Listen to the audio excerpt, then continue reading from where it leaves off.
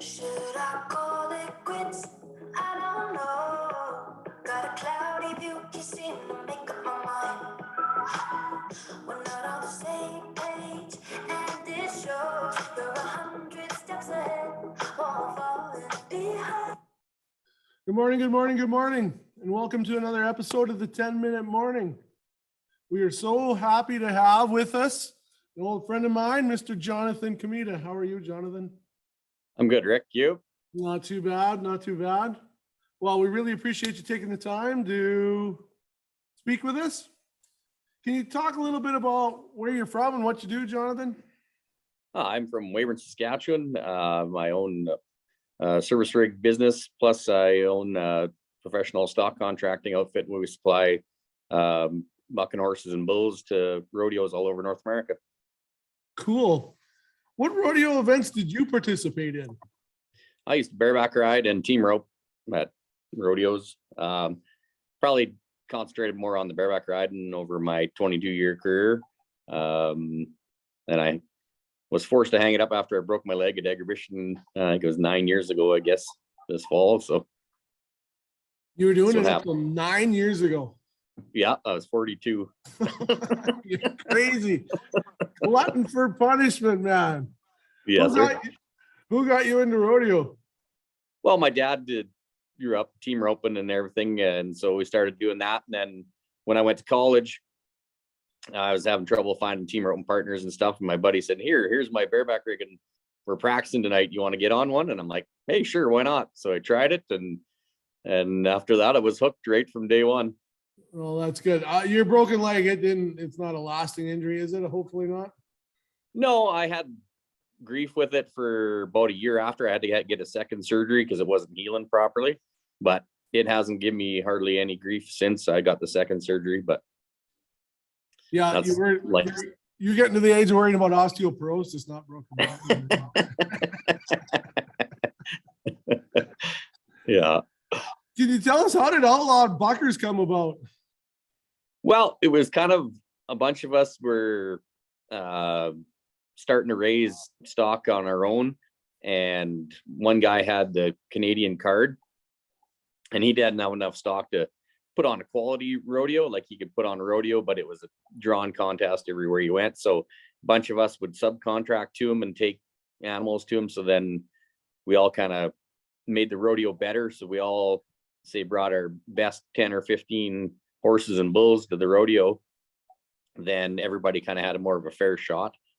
And then it was around 2006, I believe, the PRCA made it so every Canadian contractor had to have a PRCA card in order to put on a rodeo in Canada. So then they allowed us to, if we paid 60,000 American, they allowed us to grandfather in, and then we were eligible to go to the NFR. So all of us subcontractors that were with the main card guy, he said, well, I'll cut you in at 25% of the company if you guys come together and pay the 60,000 American to get our PRCA card. So we did that, and so then Outlaw Buckers was created. Little shakiness there when you're writing the check a little bit. Like, yeah. What are we getting into here? Right? Exactly. That's cool. That's awesome. Yeah. So obviously, more guys make the pool bigger, right? When was your first real breakthrough as Outlaw Buckers? 2010 was the first year we took stock to the NFR. So I guess that's, essentially our breakthrough year. We took 2 horses that year, bareback horse that I bought from Art Francis called Ross River. He was the bareback horse, and then the bronc we called F-Bomb. She was a big, scary eliminator that they took to Vegas that year. So isn't it? I find it so cool. Like, you know what I mean? When all them years were in the CCA and stuff, it was just like junior hockey to the NHL. You know what I mean? Like, Yeah. how everybody made their way up and the animals did too. You know what I mean? Like, and so some of them were For sure. around TCA and wherever else, and then the next thing you know, they're on TV. So pretty cool. Yeah, because when I bought Ross River, I got on him 2009 at the CCA finals, and I had to win the last round to win the championship. And I drew him, and I spurred over his neck at about 6 seconds, and he whipped me down and bucked me off to cost me to win the championship. But then I wrote the check for him 5 minutes later, so it That's worked out the at horse. the end. Were there thoughts of canning him at that point? Oh. Yeah. So which has been your favorite horse in your string? Well, probably Lunatic Party. I think she's been the one that's kind of been the one that put us on the map. It kind of, she's kind of been our flagship horse that's taken us all over. She's been a 3-time horse of Canada, been at the NFR. This last December was her 11th time. So she's pretty cool. She's a special one that's, she's kind of a once in a lifetime horse, where to have a horse that's buck that good for that long, like there's lots that'll perform, but don't have the longevity that she's had over the years.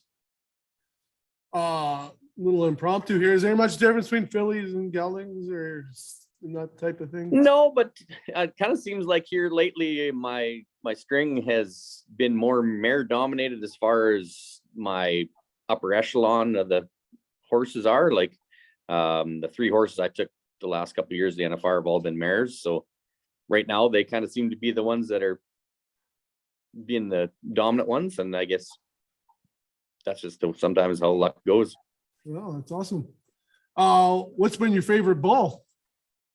Probably old Brahma Boots Chrome. We just retired him here when he didn't make it we thought he was going to make one more year to the NFR, and he's 11 years old. So the same thing. He's been around a long time. I think he went to 4 NFRs.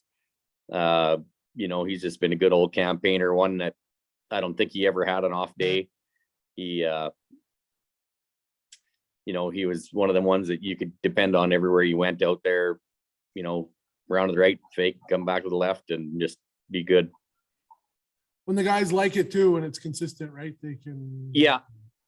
He's one that everybody wanted to get on. They'd go everywhere, and you're always high 80s to 90 on them everywhere you went. So yeah, he was one that those guys always like to get on. Absolutely. How cool is it to supply stock to the CFR and then the NFR the first times? It must have been pretty exciting times, I would think. Oh, it's it's what we all dreamed of when we started wanting to be cowboys when we were kids, right? To be at the CFR and the NFR and rubbing elbows with all the big dogs. And so the first time walking into that building, you guys always wanted to be there as a competitor, but the next best thing was being a stock contractor and walking in that room with, all the legends of, the Sankeys and the Kesslers and, Harry Vold and, all the legendary names in the stock contracting world that, to be able to rub shoulders with them and shake hands with them and visit with them and, pick their brain on, their breeding programs and everything else. It was pretty cool. Yeah, absolutely. I'm not going to lie. I'm a little jealous. Yeah. What was it like behind the scenes at the NFR? It's pretty tight ship they run there. Like anywhere you go, like you have to have a certain pass in order. Like for me, as being the head of the stock contract outfit, I can go pretty much anywhere with my pass. So, but like if you're just a flank man, you can only go out behind the chutes when you have an animal there to flank. Otherwise, you got to sit in the stock contractor's room, which they have free food and free beer in there. So, it's not really that rough, but yeah, so they keep pretty tight ship around there because it's not very big behind the chutes. So they got to kind of limit how many guys are back there. So yeah, and then anywhere you go, it's, you get fined for everything you do. If you, jump out and run through the arena as a stock contractor, so you got to flank a horse on one side and run over the other side. And if you jump in and run through the arena, you'll get fined.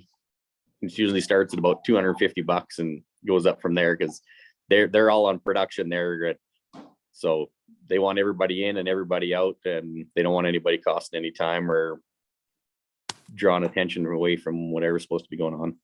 Here, I thought Barry Quam was bad enough back in the day. Oh, yeah, it makes him look like child's play. Screaming at everybody. Yeah. Oh, that's kind of interesting here. You know what I mean? Like you don't know, like, you know what I mean? You can basically, Yep. if you get behind the scenes at Calgary Stampede, like if you get that far, you can go anywhere you want and talk to whoever, right? But Yeah. oh, interesting to know.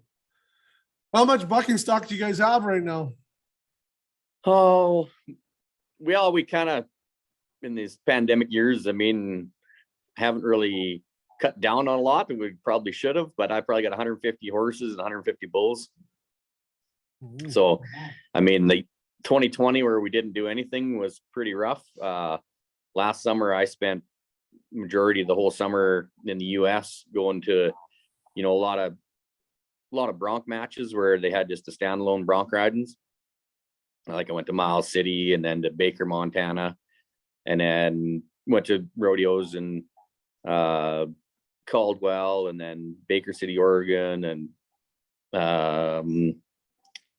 went to Vernal, Utah. Went to a bunch of different places I hadn't been before, which was kind of cool. I got to see a lot of different country and everything, but thank God that the US was a little wiser than us, and just they had the Republican states that were allowing everything to go on. Like you didn't even know COVID existed when you were down there because there was no masks, no restrictions, no nothing. She was just a free for all. So it was pretty enlightening now how ass backwards we are in Canada.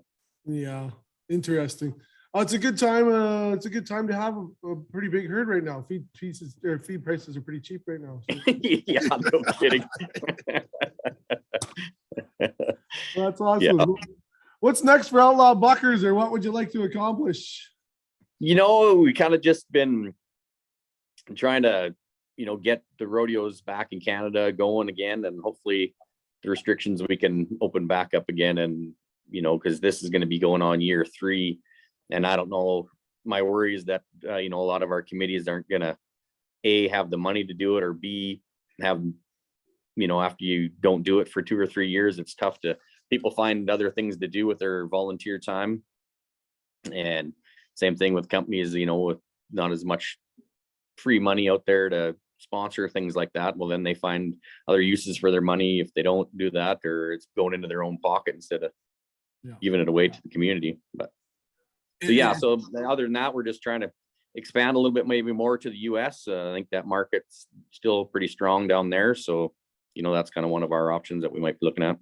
Yeah, no, it's a great example. Like, you know what I mean? Like even some of these, well, of course, not nearly on the level you are, but these smaller town rodeos and stuff, it's like pushing a car. That first year, it takes all that effort to get it going. And then you got a little bit of momentum and it's a little bit easier as it goes. But yeah, initial push, and now we're going to be, lots of people are going to be back to that initial push, trying to get things going again. So, yeah.